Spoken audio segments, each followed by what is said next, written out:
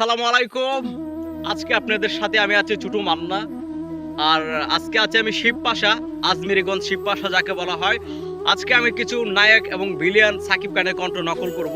কেমন হয় কমেন্ট করতে কিন্তু ভুল করবেন না। প্রথমে আমি সাকিব খানের ডায়লগ দিচ্ছি।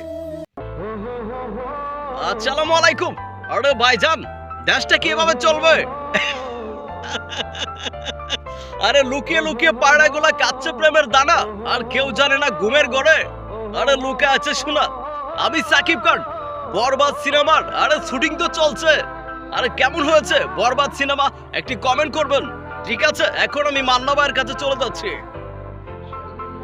আর সাকিব, আরে বরবাদ সিনেমা খুব ভালো চলছে।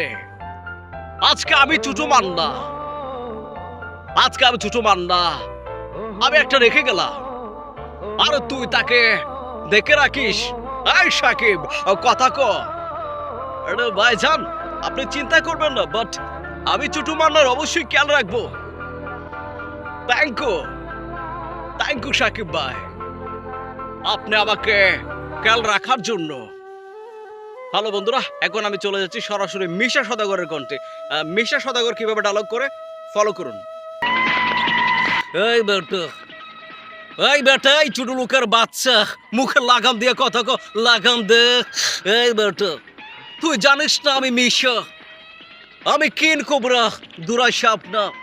আমার লেজে পাড়া দিলে লাল মিয়া, কালা মিয়া, ছোটু মিয়া, কোনো মিয়াই বাঁচে না। এই বেটাই 3 মাসের সময় দিলাম, যা মার পোলা মার কাছে ফিরে যা, যা বলছি। মুসল্লির নজর পাই আর মুসল্লির নজর কপালে, আর আমার মনে কষ্ট দিলে তাকতে হয় মাটির তলে।